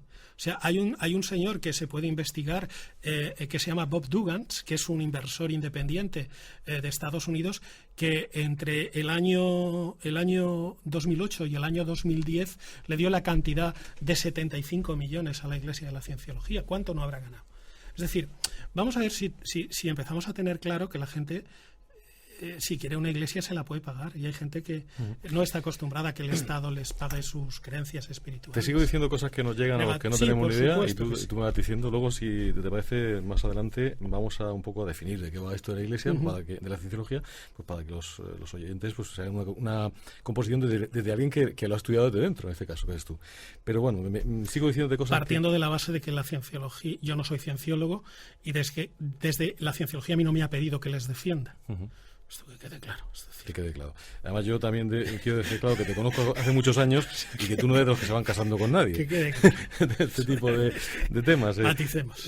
Bien, otro tema. Se ha dicho que esta entidad pues utiliza técnicas de control a través de determinados, incluso aparatos, que hacen que la gente cuente intimidades delante de determinados auditores, entre comillas, y que eso de alguna manera lo que crea es una dependencia. En algún lugar de sectas se habla de esto, y por lo tanto, eso te estoy diciendo que yo no digo que esto sea cierto, digo que esto es lo que nos llega. No, yo te explico. Vamos a ir a desvelar. La información que tiene la gente es esta, ¿no? Sí. Bueno, y yo te explico lo que hay. Lo que hay es un proceso de técnicas de superación personal. Voy a hablar en un lenguaje coloquial para que la gente lo tenga claro. Hubbard desarrolla un proyecto que se llama Dianética, un libro además que está considerado como uno de los libros más vendidos del planeta. No debemos olvidar que Hubbard tiene muchísimos premios relacionados con su literatura, ¿no? Porque se habla de que ha sido un personaje raro, pero incluso en ciencia ficción. Sí, por supuesto. O sea, entonces a lo que voy es que ellos crean un método de superación personal. Y ese método de superación personal comienza con la lectura de un libro o de una serie de libros que te cuestan lo que cuesta un libro normal en una librería, y que en un momento determinado, si quieres, puedes desarrollarlo a través de lo que ha sido tan traído y llevado, que yo critiqué en el pasado, que es esa supuesta máquina de la verdad, que es lo que ellos llaman el émetro o el émeter, que es un aparato que controla los estímulos, y que hay especialistas, pero que son los propios cienciólogos, no especialistas de la Iglesia, sino alguien que ha estado a este lado, que se ha auditado, que ha visto los progresos que ha hecho, luego puede hacer otra serie de cursos y se pone al otro lado para ayudar a la gente que va. Es decir, que no son expertos y tal. Y bueno, pues existen unos test hechos por Hubbard que se han ido, creo, modificando muy poquito, pero adaptando, pero se siguen haciendo los mismos. Son preguntas que dan pie a la persona que está enfrente a saber por dónde más o menos van las pulsiones o van las historias relacionadas con la gente, ¿no? Hay historias de este tipo que ayudan a parejas y demás. Todos esos test se guardan en un sitio bajo llave, y hay un compromiso de confidencialidad. Esto indudablemente en estos momentos también está sujeto a la ley de protección de datos. Entonces, cada persona que en estos momentos hace este tipo de test tiene que permitir por escrito si quiere que eso se archive o no. No sé si me explico. Con lo cual pueden estar o no pueden estar. Y luego no es ni peor ni mejor que cuando tú entras en una clínica y te graban pues si eres una clínica de adicciones y te graban tu caso y archivan ese caso y te dicen, no, la cinta se tira, pero pasa un archivo que se guarda y vete tú a saber si se puede fritar. En el caso de la cienciología, hasta el momento, denuncias reales por filtraciones de ese tipo de información no se han dado ninguna en todo el mundo. Sí hay denuncias de personas que a viva voz dicen que están apareciendo datos confidenciales suyos en la red. Pero lo que sí que está claro es que al final los que hablan de este tema son gente famosa, que si tú haces un análisis te das cuenta de que en estos momentos, cuando hacen estas cosas, lo que intentan es medrar. Es decir, que no pasa un análisis serio. No hay ningún caso en estos momentos a nivel planetario de denuncia real por este tipo de historia. Si no lo hay, no lo hay. Bien, otra, digamos, que haciendo abogado del diablo, por supuesto. Y debes hacerlo porque en este caso yo estoy en el otro lado, así que antes lo hacía yo. Sí, pues digo, Joaquín, tú das mucho más duro. Joaquín, sé duro, por Dios. Otra cosa que se dice mucho, y también es lo primero que te encuentras cuando lees críticas, es el hecho de que solamente los ricos... no solamente famosos, sino ricos, poderosos y demás, tienen un estatus importante dentro, digamos, cómodo dentro de la Iglesia. Que los que no tienen ese nivel suelen ser como un poco los escuderos, los que están haciendo el trabajo más o menos difícil para que los demás vivan mejor, ¿no? Eso que... Vamos a ver, yo entro en el año 2008 a un castillo en Inglaterra, en lo que era la casa de Havard en Europa, en Inglaterra, en un pueblecito cerca de Londres, y en el 2008, en octubre, yo llego allí y hay cerca de 10.000 cienciólogos de todo el mundo y un periodista, que era yo, un escritor que llegaba allí invitado. Yo allí vi gente de todo tipo y en el libro lo pongo. Yo me he relacionado desde el 2008 a hoy con cerca de 3.000 cienciólogos en todo el mundo. El 99,9% son cienciólogos de a pie. Luego hay un 0,1% que son cienciólogos de un cierto nivel. Pero no debemos olvidar que Havard decía que a los artistas, no a los ricos, sino a los artistas, a los pintores, a la gente que crea. Él venía del Hollywood, él era guionista, entonces tenía un cierto aprecio por la gente que creaba. Entonces, a la gente que crea en cienciología hay que tratarla bien. Tanto si tiene dinero como si no tiene, pero hay que tratarla bien. A mí me han tratado bien, pero también han tratado bien a miembros del gobierno de Zapatero que han venido conmigo a Inglaterra. No vayamos a pensar que he ido yo solo. Al año siguiente fue un alto cargo del gobierno de Zapatero conmigo a Londres.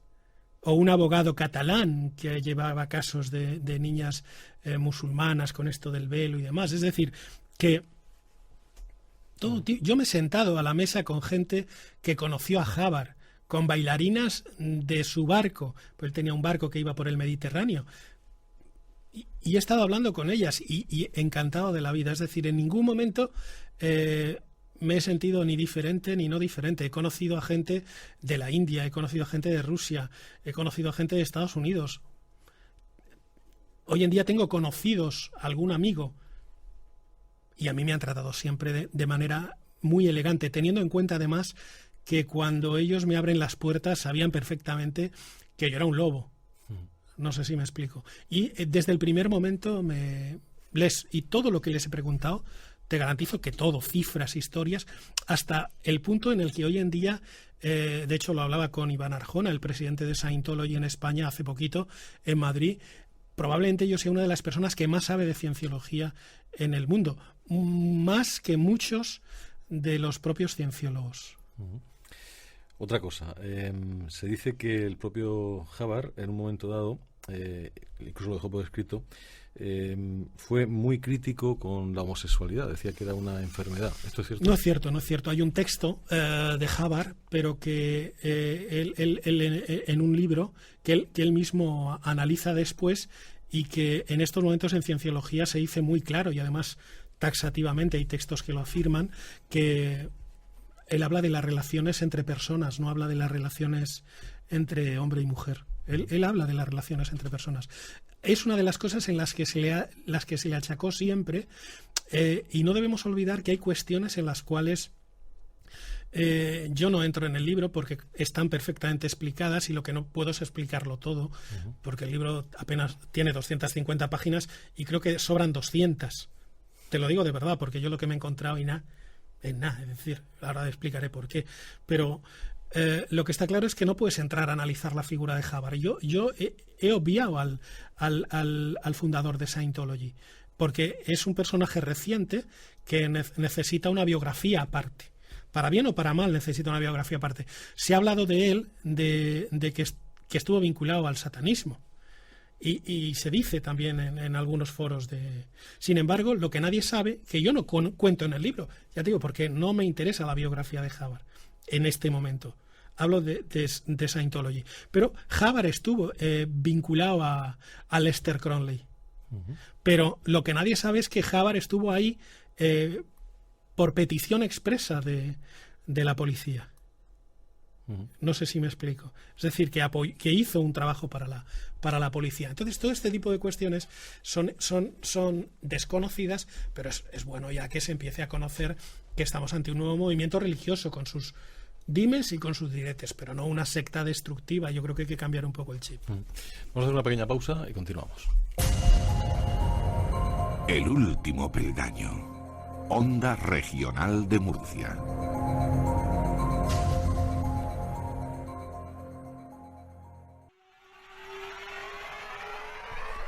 Tras la Segunda Guerra Mundial, radioaficionados de todo el mundo comienzan a detectar extrañas emisiones en onda corta, formadas por señales, códigos y números procedentes de estaciones de origen desconocido.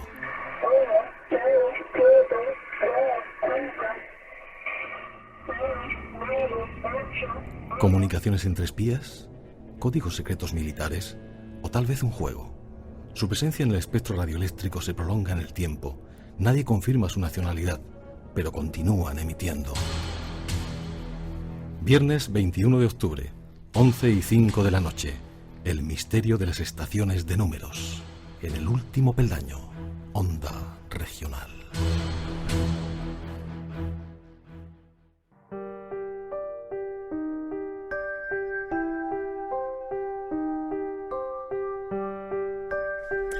Esta noche, cuando el reloj marca que pasan 38 minutos de la medianoche, estamos hablando con Gabriel Carrión de Cienciología, de ese próximo libro que vamos a poder tener pronto para leer. En diciembre. En diciembre. Y que bueno, que además solamente se puede hacer de momento por internet. Tendrán que entrar en la página web y verlo ahí, porque ni siquiera va a salir en las... La primera edición no. Es curioso, ¿eh? Fíjate cómo la revolución también de la publicación. Sí, yo creo que es importante para las editoriales pequeñas. Es curioso. Además nos interesa conocer un poco el tema, porque después de este vienen 2 libros más míos que van a configurar una trilogía, y tengo muy claro que ya hay que empezar a dar caña. Yo estoy con el del principio. Hay que empezar ya a dar caña y a ser claros.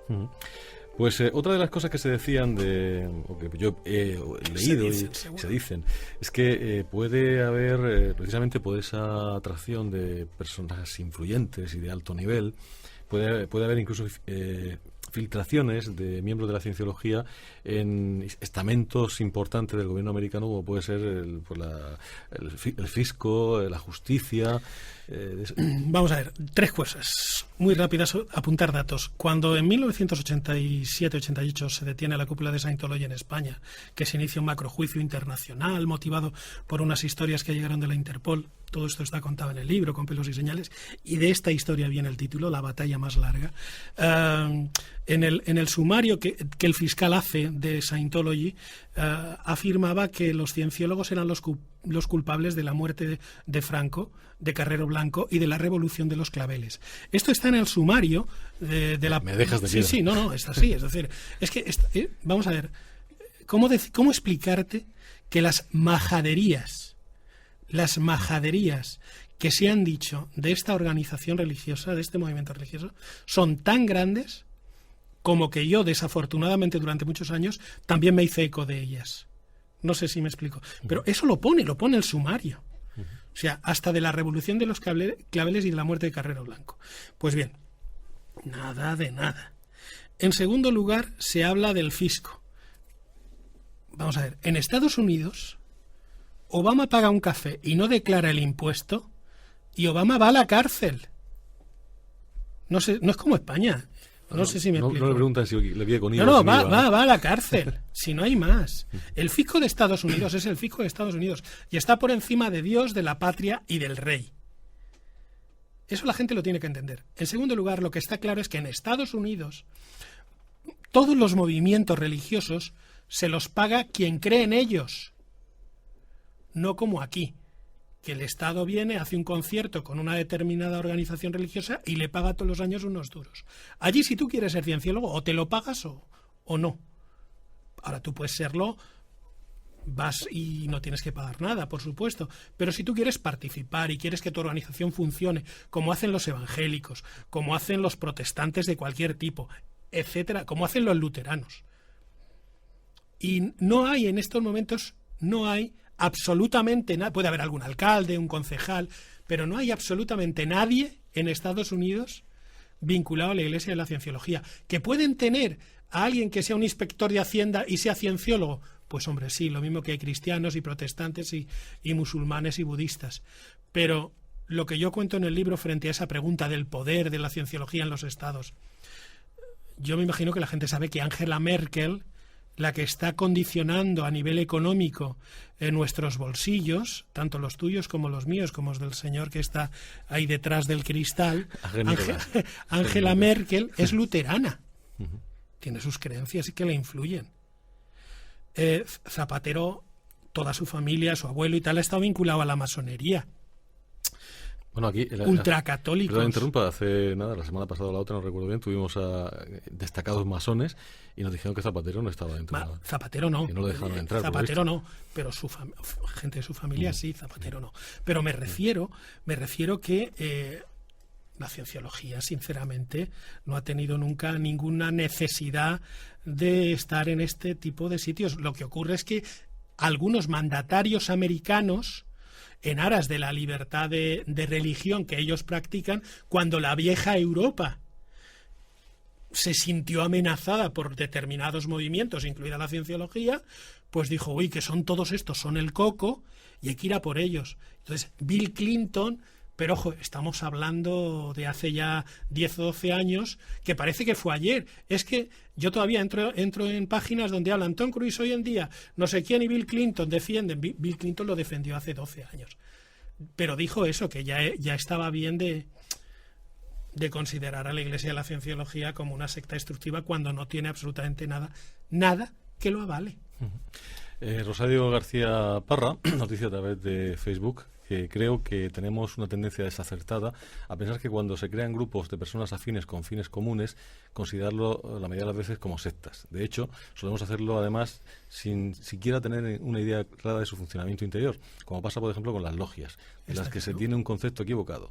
Habrá también, claro, asociaciones o grupos que sí son sectarios, pero no todas las relaciones grupales lo son. Muchas son sanas y positivas. Pero exacto, es decir, hay que investigar. Yo durante mucho tiempo investigué, pero con un marcado acento negativo. Y de hecho, mi acercamiento en el 2008 a la Iglesia de la Cienciología fue en el 2007, después de muchos años, fue sencillamente porque un grupo evangélico alemán me llamó para interesarse por mi última investigación sobre Scientology, que no llegó a publicarse, y me ofrecían un dineral por 2 cintas sobre un caso, para utilizarlas. Y yo, antes de de dárselas a este grupo, fui a conocer un poco Scientology, les dije lo que había, y al final ellos me dijeron, bueno, conócenos primero y luego tomas una decisión. Y a partir de ahí, un año después, les regalé las cintas a los cienciólogos para quitarme la tentación de sacarlas yo, porque puedo volver a ser malo pasado mañana, ¿no? Pero te sale el lado oscuro. Pero tiene toda la razón. Es decir, yo creo que ya está bien. Hoy en día podemos investigar. O sea, y si tú además vas de cara, si no te dejan, entonces dices, bueno, no me dejan, vamos a ver qué pasa, porque hay que ser un poco borde. Pero en este caso concreto yo he de reconocer que a mí me han tratado de una manera especial. Y es lo que te decía al principio, teniendo en cuenta que en un momento determinado, yo soy una persona muy astuta y sé perfectamente dónde tenía que mirar para detectar determinadas cuestiones. ¿Que Scientology tiene cosas concretas que deben de pulir? Pues claro. Pero ¿qué religión no las tiene? Yo en el libro lo comento. Acerquémonos a los grupos totalitarios del judaísmo. Acerquémonos a los grupos totalitarios del cristianismo. O acerquémonos a los grupos totalitarios del Islam. Entre todos ellos suman muchos muertos. Muchos muertos. Señores, que la cienciología no tiene ni un solo muerto a lo largo de su historia que supuestamente se le pueda atribuir, ni uno. Bueno, se habla de muertes misteriosas de algunos líderes de la ciencia, ¿no? Que no. Eso es fábula de niño pequeño. Por cierto, eso no es cierto. Otra cosa de fábula, porque vamos... Si está todo investigado, vamos a ver, los grandes popes de la cienciología, los que más dinero aportan a la cienciología, tú te vas, los nombres están en internet, todos, uno por uno. Yo te puedo dar las claves para entrar, todos, pero no hace falta claves secretas, sino buscar. Uno por uno. Comparas el nombre con la lista Forbes y ahí vienen. Lo que ganan, quiénes son, a qué empresas pertenecen, los consejos de administración dónde están, de dónde sale su pasta, qué ganan al año, qué les pagan, qué no les pagan. En Estados Unidos es así, y lo que aportan, porque lo que aportan en Estados Unidos se desgrava íntegramente. Lo hacían los Rockefeller y lo ha hecho todo el mundo. Si es que no hay, gracias a Internet, no hay ningún secreto. ¿Y qué hay de esa historia de un tal Senu, que era el dictador de la Confederación Galáctica, que hace 75 millones de años trajo miles de millones de personas a la Tierra en naves espaciales, las puso cerca de los volcanes, se las cargó con bombas de hidrógeno y todas las almas de esa gente se fueron a pegarse a los seres humanos? Esto dicen que se cuenta cuando se llega a un nivel alto en la cienciología. Digo, si esto se cuenta en la cienciología, no sé cómo todo el mundo sale riendo a la calle. La cienciología tiene muy claro ciertos aspectos relacionados con su doctrina.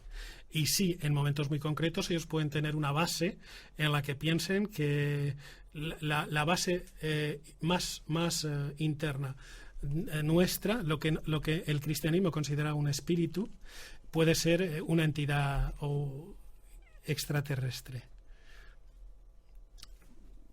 Bueno, ¿y qué? No sé si me explico. Nos vamos a poner ahora a juzgar. Pero Gabriel, eso no me preocupa. Lo que me llama la atención es esta historia de que se los lleva un volcán, que los mata. Bueno, pero eso se cuenta de verdad. Lo que ocurre es que la gente confunde lo que es la literatura de ciencia ficción de Ronald Hubbard, que no debemos olvidar que era un gran escritor de ciencia ficción y que sus libros siguen siendo libros cotizados, con otras realidades de carácter espiritual. O sea, es que lo que ocurre es que, claro, se mezcla. Y si tú miras los foros donde aparecen este tipo de cosas, la mayoría de foros están escritos por gente muy particular, ¿no? Entonces, yo lo que digo en el libro es que los cienciólogos, independientemente de lo que crean, tienen derecho a creer lo que quieran. Hay un capítulo donde yo comparo 4 creencias. Las creencias de los cienciólogos. Página y media. Me cojo el credo de los cristianos y acojona. Creo en los muertos que se levantan, en esto que se reza en la misa, que yo no me lo sé, pero acojona. Te vas a las creencias de los judíos, que estos todavía son del Antiguo Testamento. La hostia. Ahora se puede decir la hostia ya. Sí. Y te vas a las creencias de los musulmanes, al credo. Ayená. No debemos olvidar que judíos y musulmanes todavía siguen aplicando el ojo por ojo, diente por diente, y que las religiones musulmanas todavía siguen lapidando a la gente en las afueras de los vamos a ver. La cienciología cree en 4 cosas muy concretas y a partir de ahí, pues para adelante, yo qué sé. Gabriel, nos quedan 10 minutos y me gustaría que me contaras muy resumidamente cuáles son esas 4 cosas que la cienciología para saberlo. ¿Realmente qué creen? No, ellos creen en en lo que llaman las dinámicas. Son conceptos básicos de relación social, creen en la familia, creen en las relaciones sociales, creen que hay que ser buena persona, creen que hay que comunicar bien. En definitiva, es el credo básico de gente muy sencilla que lo único que pretende en la vida es avanzar, ser feliz, ganar dinero, tener una religión consolidada, etcétera, etcétera. Así es que no tienen más, ¿no? O sea, es que no tienen creencias extrañas. Luego, cuando profundizas en Scientology, cuando te metes, pues indudablemente ellos tienen un cuerpo doctrinal interno que se explica en el libro. Creen lo mismo que nosotros en cuerpo, mente y espíritu. Lo que pasa es que ellos lo llaman de otra manera, tienen su lenguaje, como todos los movimientos religiosos. Se les ha acusado de que utilizan palabras raras. Vamos a ver, todo el mundo tiene su propio lenguaje. Vaya usted al budismo. Si es que tú llevas a tu niño a hacer karate y te llega por la noche diciéndote ya no sé qué y he hecho un no sé cuántos. O sea, cada estructura de pensamiento, cada filosofía tiene su lenguaje. ¿Por qué? Porque es una manera de crear grupo. Y eso lo ha hecho todo el mundo. Los mayas tienen su lenguaje. Los aztecas me imagino que tendrán el suyo. El panocho es un dialecto que hoy hemos estado hablando del tema del panocho, muy concreto, es decir, su lenguaje, y eso les hace grupo, y eso es positivo. Pues ellos tienen sus creencias y creen en el espíritu.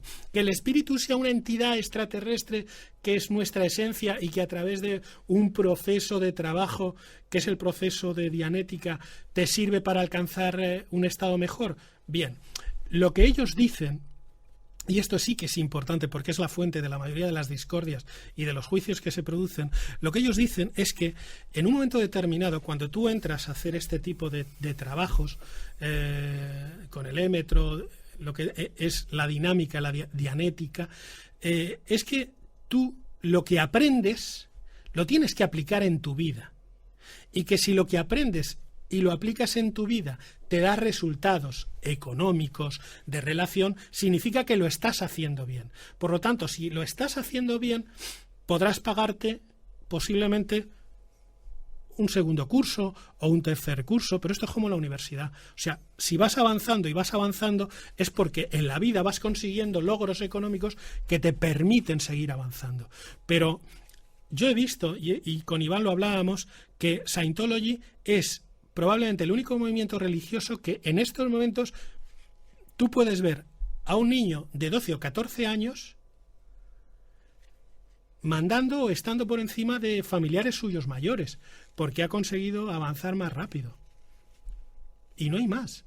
Los precios están ahí, tú los pagas si quieres, y hoy en día ya Scientology da la opción de que si alguien en un momento determinado quiere la devolución del dinero, se le da. No sé si me explico. Es decir, que, o sea, de verdad, con luz y taquígrafos.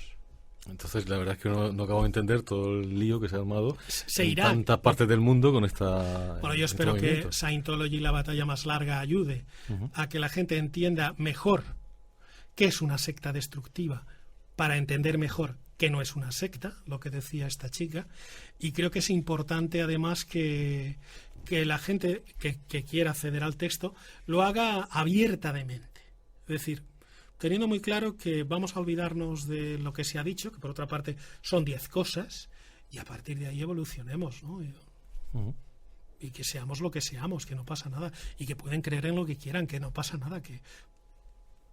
Porque se puede ser, por ejemplo, cristiano y estar también en cienciología. Sí, sin problemas. ¿Hay alguna cosa? No sé. No, ellos no te van a impedir absolutamente nada. ¿No hay contradicciones con...? No, tú puedes perfectamente... Sí, sin ningún tipo de problema. Hombre, llegará un punto en el que tú mismo te darás cuenta de hacia dónde tienes que ir, pero en principio no hay ninguna contradicción. Para nada. Para ningún credo ni nada de nada.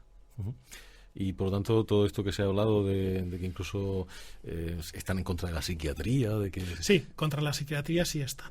Eso es cierto. Pero bueno, ellos crean un movimiento y gastan miles y miles y miles y miles de duros en cerrar sanatorios psiquiátricos, en intentar derogar leyes en países del este y en hacer poco a poco que...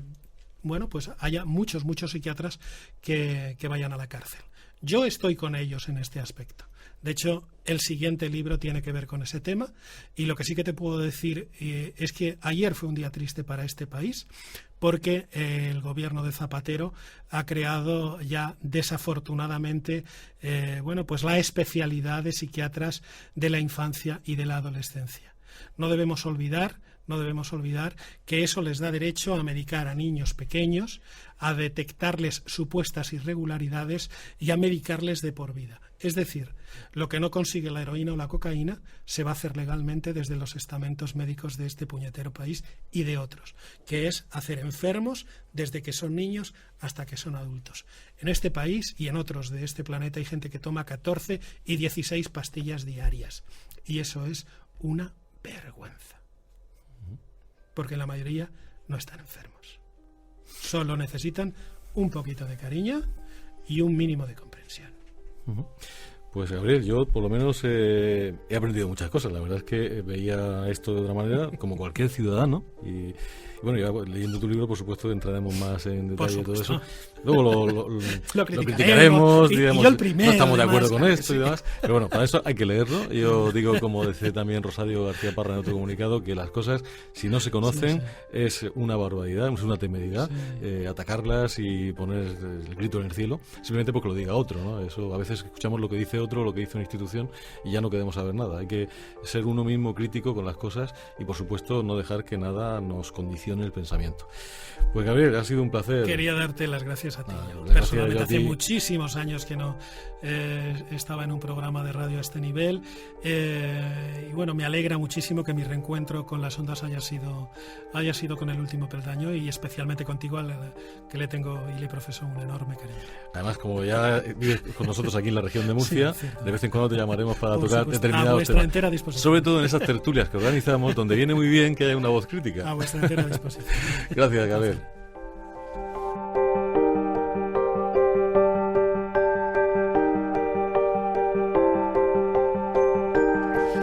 Ya saben, amigos oyentes, que desde aquí nunca estamos ni a favor ni en contra de nada, sobre todo de las religiones, algo que respetamos profundamente, absolutamente todas aquellas que respeten a las demás, por supuesto.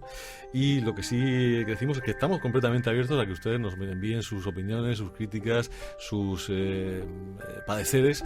Tenemos un correo electrónico, escaleradelmisterio@orm.es, tenemos la página de Facebook, tenemos muchísimas vías de acceso, y como siempre en el programa estamos totalmente, no solamente es que estamos abiertos, sino que además agradecemos todas esas comunicaciones.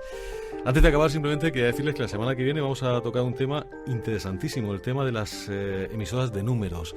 Va a ser con César Pachón, y les recomiendo que ese programa lo graben, porque va a ser un documento que seguramente ustedes van a querer escuchar muchas veces.